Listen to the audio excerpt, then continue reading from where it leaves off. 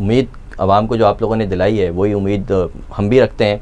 चाहे पूरे कराची की बात फ़िलहाल नहीं हो रही है, एक टाउन की बात हो रही है, लेकिन उम्मीद यही है कि जब अच्छे लोग आते हैं, और होता भी यही रहा है, चाहे हम नेमतुल्लाह खान साहब के ज़माने की बात करें या फिर अब्दुल सत्तार अफ़गानी साहब की, तो उस दौर के अंदर भी नेमतुल्लाह खान साहब की एक इंटरव्यू मैं ख़ुद देख रहा था, तो उन्होंने यही बात कही थी कि पहले तकरीबन म्यूनसिपल के 80% लोग जो है वो बैठ कर तनख्वाहें खाते थे, लेकिन जब हमारा जो 5 साल का टेन्योर था उनका, या 4 साल का था, तो वो बताते थे कि उनका जब आखिरी का जो साल चल रहा था तो उसके अंदर वही लोग जो पहले करप्शन करते थे, उन्हीं के अंदर उनका एक बड़ी सतह का ज़िम्मेदार था म्यूनसिपल कॉरपोरेशन का या फिर इसी तरह का जो लोकल गवर्नमेंट के साथ चलते हैं लोग। उन्होंने कहा कि उन करप्ट लोगों के अंदर से ही एक आदमी ने कोई 30-40 करोड़ रुपए एक प्रोजेक्ट के अंदर से बचा कर दिए मुझे। मतलब वो चाहता तो वो करप्शन कर सकता था। तो वो कह रहे हैं कि ये जो है ना, ऊपर से ये चीज़ें चलती हैं। जब लोग देखते हैं ना कि ऊपर दयानतदार क़यादत बैठी है तो फिर वो मोटिवेट भी होते हैं, फिर अल्लाह का खौफ दिल में खुद ब खुद आता भी है। तो एक तो ये चीज़ है कि उन्हें डर है, और दूसरी ये चीज़ है कि वो अब उन्हें शायद ये लग रहा होगा कि यार सब जब काम कर रहे हैं तो हम भी अपनी हलाल करके खाएँ। तो ये फ़र्क है चीज़ों के अंदर। बिल्कुल ऐसा ही है। देखें पहले दिन से ही आप जो मतलब यूसीस का भी जो स्टाफ था ना, उनको भी ये बात इतनी समझ आ गई कि देखें अब जमात इस्लामी आ गए, अब 4 साल 5 साल जब तक कि ये मौजूद हैं कि हमें जो है हम कुछ जो है ना उल्टे सीधे काम नहीं कर सकते, हमें काम करना पड़ेगा।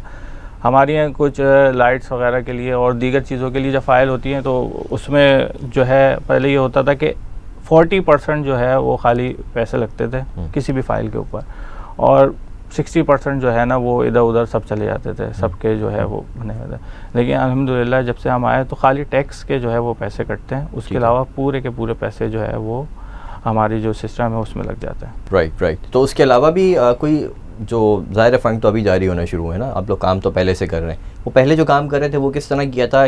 क्या आप लोगों ने किसी से उधार लेकर रकूम जो है वो ली थी, या फिर जमात से ही उधार लेकर ली थी और अब उसको उतार रहे हैं, या फिर जमात के सिस्टम ने अपने फंड्स के तहत वो काम करवाए थे? किस तरह हुआ था वो? देखिए हमने जो अभी जितने काम कराए, मैंने आपको जो बात बताई ना कि अब हम 80-90% सिर्फ टैक्स के जो पैसे हटते हैं और वो लग जाते हैं। तो इसी तरह अगर जैसे पहले भी अगर काम होता तो पैसे इतने मौजूद होते हैं थोड़े बहुत कि आप काम कर लें, लेकिन अगर वो पैसे पूरे लग जाए, यहाँ पर तो पैसे पूरे लगते ही नहीं थे, इसलिए काम नहीं होता था।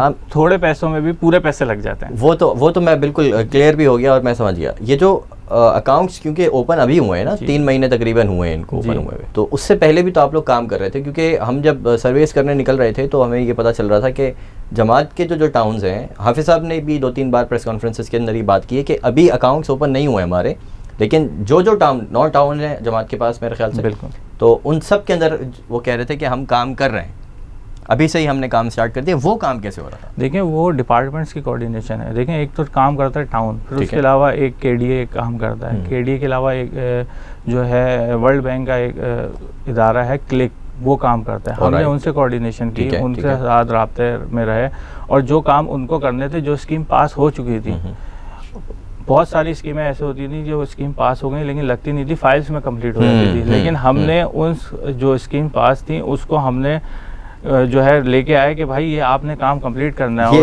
ये बुलवाना चाह रहा था, इसको हमने कंप्लीट करवाया। ना खाएंगे ना खाने देंगे। ठीक है, आगे चलते हैं थोड़ा सा कि एक तो आपने बताया कि मैंडेट चोरी नहीं होने दिया आवाम ने, ठीक है, बहुत अच्छा किया। 9 के 9 टाउन्स जमात के पास आए और सब में ऑनर स्टेक क़यादत मौजूद रही, लेकिन जो कराची के बाकी टाउन्स हैं, एक बहुत बड़ा हिस्सा कराची का उसके ऊपर मैंडेट के ऊपर कब्ज़ा हुआ।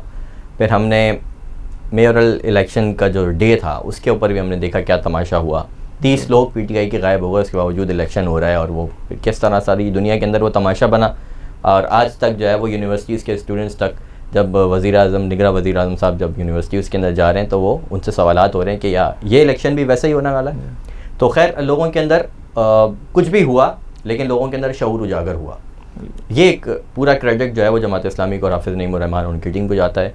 और मुझे ये बताइएगा कि आपको क्या लगता है कि जो इन 9 टाउन्स के ऊपर तो आवाम ने कब्ज़ा नहीं होने दिया अपने मैंडेट, अगर आवाम, सवाल मेरा ये है कि अगर आवाम बाकी टाउन्स के अंदर भी निकलती तो क्या ये मुमकिन नहीं था कि वहाँ पर भी कब्ज़ा ना होता? देखिए मुमकिन तो था ऐसा, कि वहाँ पर भी कब्ज़ा नहीं होता और आवाम निकलती, लेकिन वो आप कह लें कि वहाँ पर कुछ पॉकेट्स है जो पीपल्स पार्टी के पुराने रहे हैं। चलें कुछ को मान लेते हैं ना, कुछ थे, इतनी बड़ी तादाद तो नहीं थी। बाकी उसके बाद देखें सिस्टम, आप ये कह रहे हैं ना, सिस्टम भी तो पीपल्स पार्टी का है ना। 15 साल से हुकूमत रहा है, उनके DRO और सारे जो है लोग उन्हीं के मौजूद रहे। आप बताएं, आप के रिजल्ट यहाँ से जो है जमात इस्लामी जीत गई है, रिजल्ट चले गया, वहाँ पर जा रहे हैं तो पता चले RO ऑफिस में चेंज हो गया। मतलब सिस्टम के जो इनके लोग हैं वो भी तो इसमें शामिल रहे। अब इनसे जहाँ तक लड़ा, अभी भी बहुत सारे केसेस जो हैं वो इलेक्शन कमीशन में और सुप्रीम कोर्ट में वो ट्राइब्यूनल्स के अंदर मुख्तलिफ चल रहे हैं। तो उम्मीद है कि हमारे जो 3 टाउन है, जिसमें सफूरा टाउन है,